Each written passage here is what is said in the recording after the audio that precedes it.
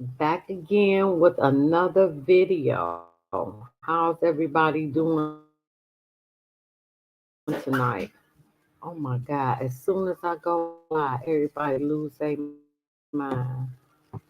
You can't make me do that. Wait a minute. Anybody want to come up? Let me put the link.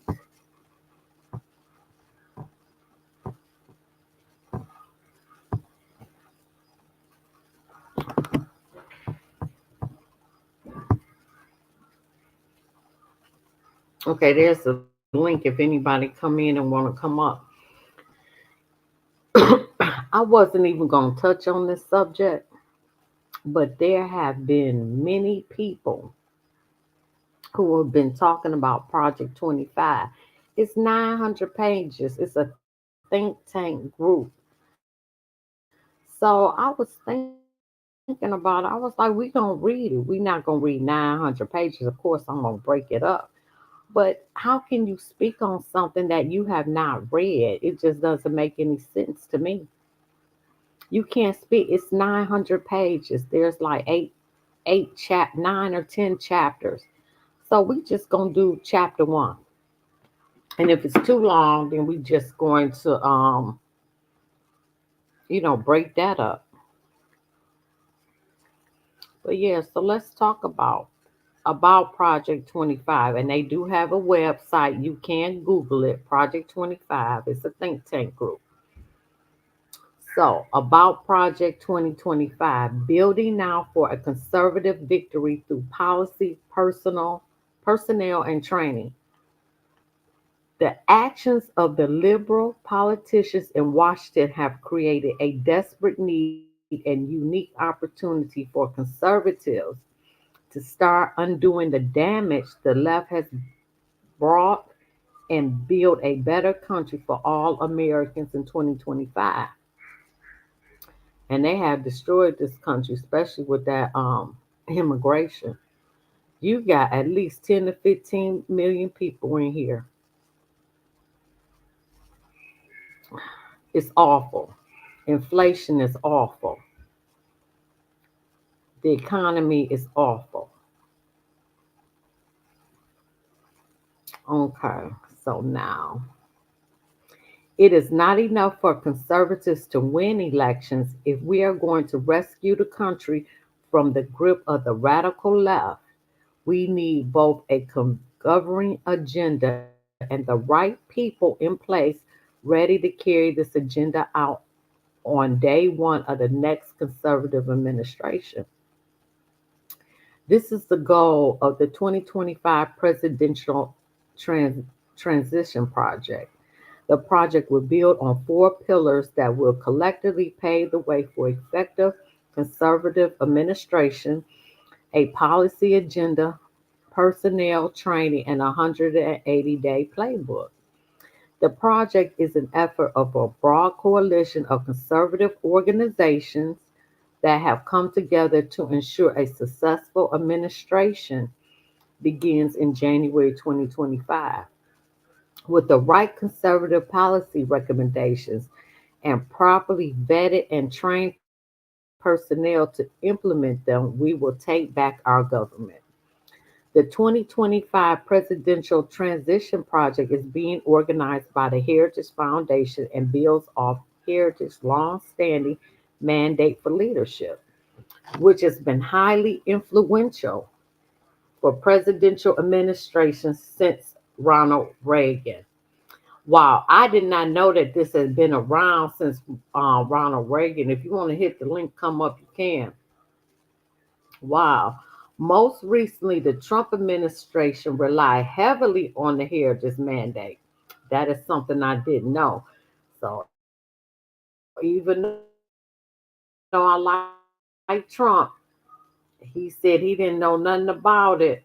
Mm, that was a red flag. The Trump administration relied heavily on the Heritage Mandate for policy guidance, embracing nearly two-thirds of Heritage proposals within just one year office. Paul Dance, former chief of staff at the Office of Personnel Management during the Trump administration, serves as director of the 2025 Presidential Transition project. So you had to know something about it. You didn't write nothing about it, but you had to know something about it. Spencer Critian, former special assistant to the president and associate director of President of Personnel, serves as associate director of the project. This is Paul. Oh, wow, you probably can't see him, but that's Paul. This is Spencer. Oh, wow, you can't see. Okay, that's Spencer. And this is Troop Hemingway, associate director. So let's get into it. So let me start at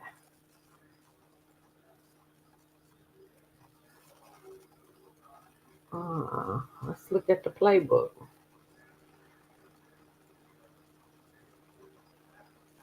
No, I wanted the whole. No, I ain't want that. Hold on. I ain't want that.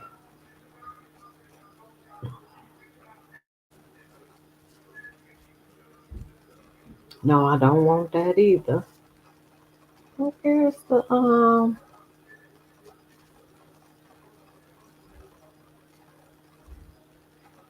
no, I don't want that.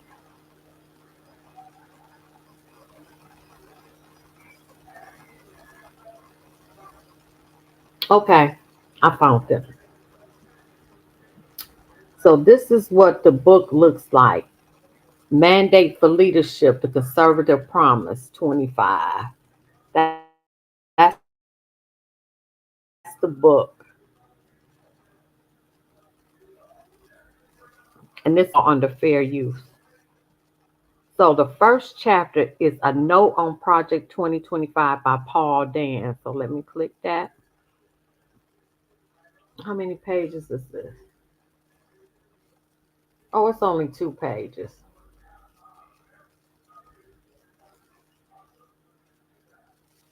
Dang, I need to make this bigger. We want you. The 2025 Presidential Transition Project is the conservative movement unified effort to be ready for the next conservative administration to govern at 12 noon, January 20th, 2025. Wow. Welcome to the mission. By opening this book, you are now a part of these passages will be those of the 47th President of the United States, and we hope every other reader will join in making the incoming administration a success.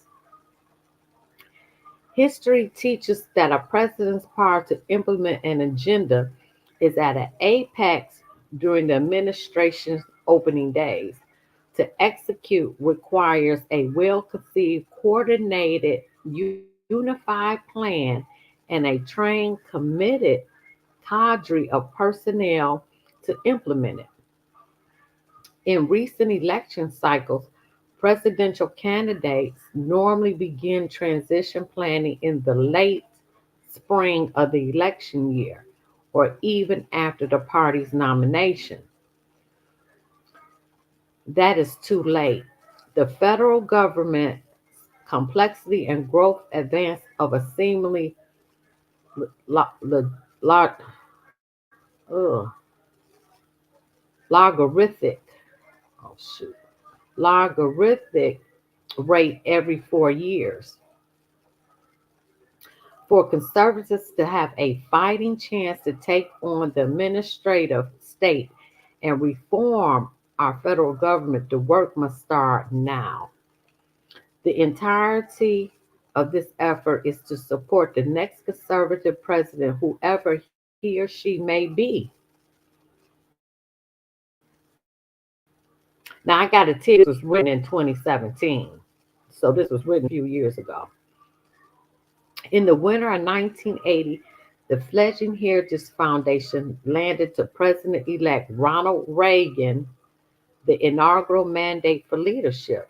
This collective work by conservatives, thought leaders, and former government hands most of whom were not part of the heritage, set out policy prescriptions agency by agency for the incoming president. I had no idea.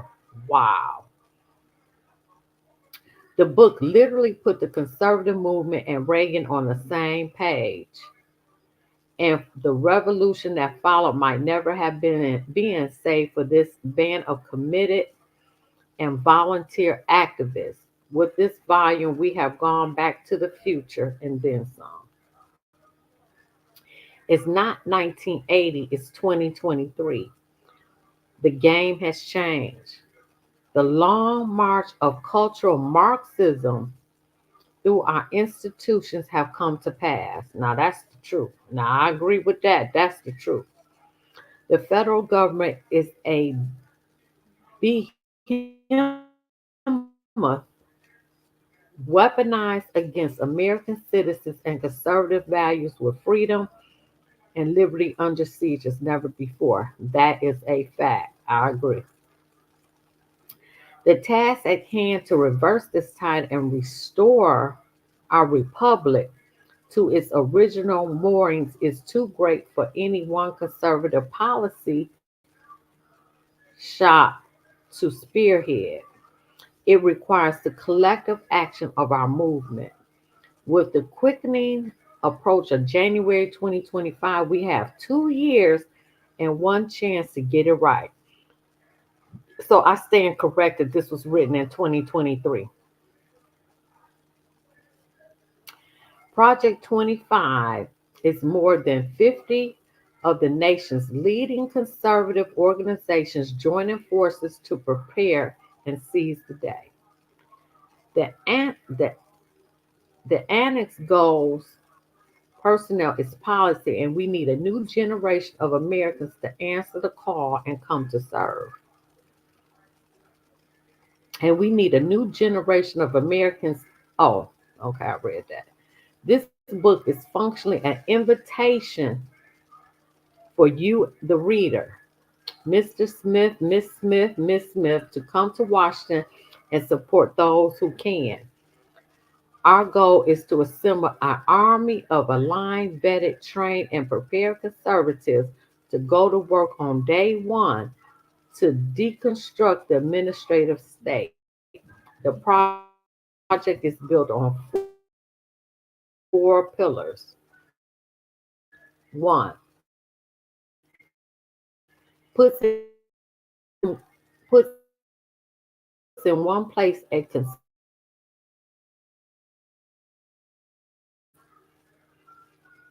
so okay Wi-Fi. Okay, it puts in a place a consensus view of how major federal agencies must be governed and where disagreement exists. Brackets. Wait a minute. What is that? Brackets out these differences for the next president to choose a path.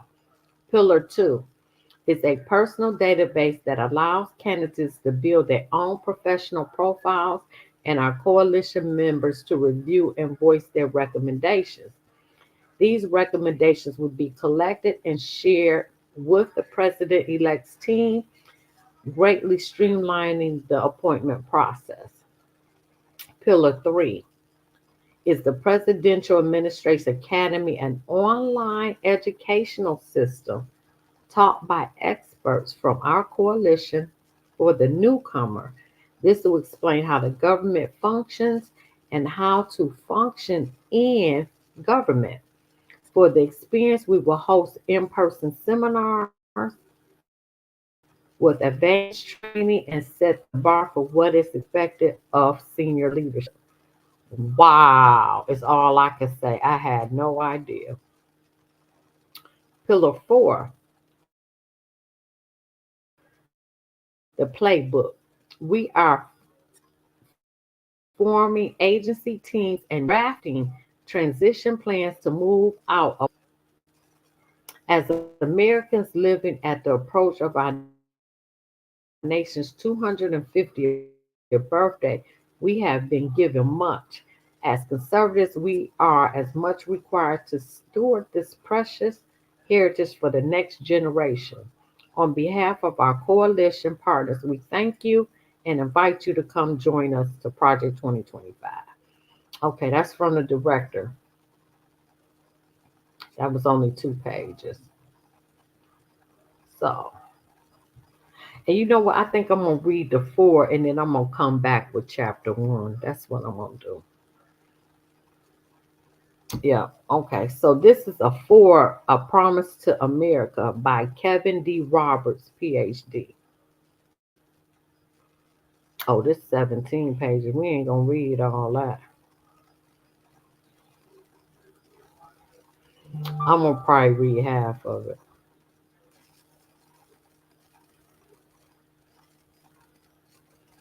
44 years ago, the United States and the conservative movement were in dire straits. Both had been betrayed by Washington's establishment and were uncertain whom to trust. Both were internally splintered and strategically adrift. Worse still, at the moment of accurate vulnerability and division, we found ourselves besieged by existential adversaries, foreign and domestic. So they talking about the Illuminati, the powers that be. Wow. The late 1970s were by any measure a historic low point for America and the political coalition dedicated to preserving its unique legacy of human flourishing and freedom.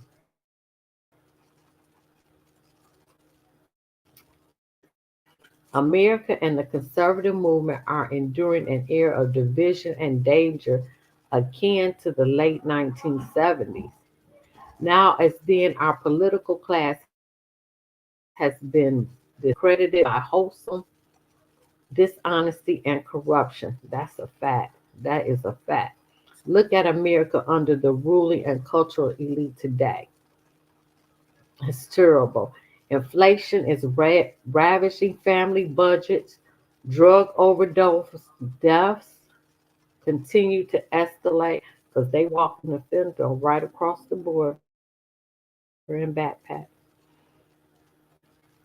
And children suffer the toxic normalization of transgenderism with drag queens pornography invading their school libraries. Overseas, a totalitarian communist dictatorship in Beijing is engaged in a strategic, cultural, and economic Cold War against America's interests, values, and people, all while globalist elites in Washington awaken only slowly to the growing threat. I got to agree with that. Moreover, low income communities are drowning in addiction and government dependence. Well, now I got a problem with that because it's not only low income communities that have some type of addiction. So that's BS right there. So now I will agree there is a dependence on the government if you're in a lower at a lower economic. I agree with that, but not drug addiction because you got plenty of affluent uh, Caucasians who are overdosing and everything else and are addicted as well. We can name one, Hunter Biden. You know what I'm saying? So, no, you don't put that on lower income. So, I disagree with that. Contemporary elites have been repurposed the worst ingredients of the 1970s radical cheat to build the totalitarian cult known today as the Great Awakening. And now, as then, the Republican Party seems to have little understanding about what to do. Most alarming of all, the very moral foundations of our society are in peril. I agree with that. Yet, students of history will note that, notwithstanding all these challenges, the late 1970s proved to be the moment when the political right unified itself and the country and led the United States to historic political, economic, and global victories. Excuse me. The Heritage Foundation is proud to have played a small but pivotal role in that story. I did not know they've been around that long. Since Ronald Reagan. Wow. It was in early 1979 amid stagflation. Now, you know what? I remember when Jimmy Carter was in office, and I remember being in a car with my grandmother. She had a Thunderbird back then. And we would be in the line to get gas for hours, like 2 hours to get gas. I remember that as a kid. And I remember, that's about all I remember from that era. But they're talking about Jimmy Carter. Now listen to this. It was in early 79 amid stagflation, gas lines, mhm, in the Red Army's invasion of Afghanistan. Oh, that's when Russia went into Afghanistan. Okay. Shoot. They were handcuffed to my stretchers. Oh my God. I done lost what I was doing. Oh, jeez. Hold on. Okay.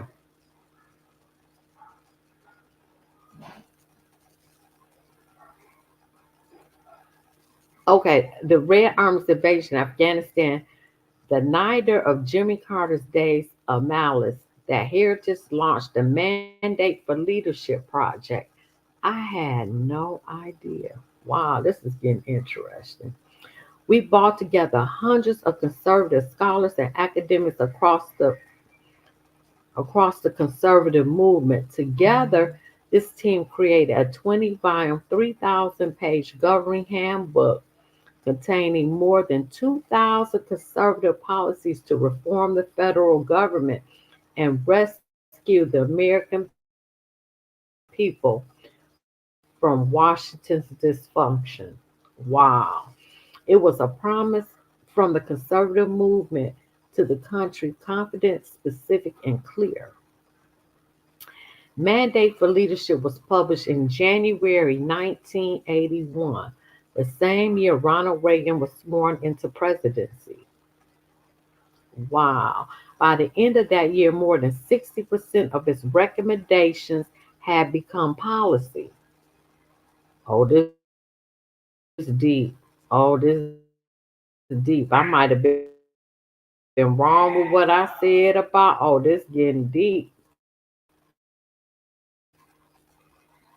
And Reagan was on his way to ending stagflation, reviving American confidence and prosperity, and winning the Cold War. The bad news today is that our political establishment and cultural elite have once again driven America toward decline. Sure have, because California, Newsom has destroyed California. Elon have moved all his companies out of there, not just Tesla. Dang, his other two countries, companies, I can't think of their name right now. Um, uh, oh, what's that insurance company? I got Farmers Insurance that moved out of there. Companies are leaving and going to Texas. Let me see. The good news is that we the good news is that we know the way out even through the challenges today are not what they were in the 70s. Conservatives should be confident that we can rescue our kids, reclaim our culture, revive our economy, and defeat the American left, a home abroad. We did it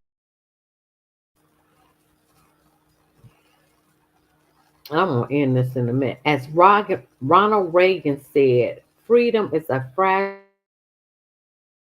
thing and is never more than one generation away from extinction. It is not ours by way of inheritance. It must be fought for and defended consistently by each generation. I agree with that. This is the duty, history, has put before us and the standard by which our generation of conservatives will be judged. And we should not away. The legacy of mandate for leadership, indeed, our entire Reagan revolution is that if the conservatives want to save the country, we need a bold and courageous plan. This book is the first step to that plan. I'm on end right there, but I can tell you something. During the 80s was a hard time for my family, so I'm not fond of Ronald Reagan, never have been. But I was in high school, graduated in 1984, and I remember my mom losing her job, and at that time, there wasn't no cell phone. Our phone got cut off, and our car got repoed. So I remember, and crack was pervasive. You know, you had one side struggling, but and the CIA put crack in our community, and they admitted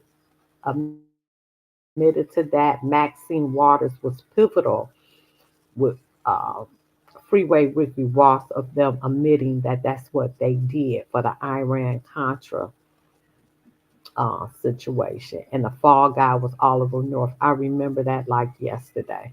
All right, so we're going to end part one. And I'm gonna just break this up, not to have too many long videos. But I actually, wow, I learned a lot myself.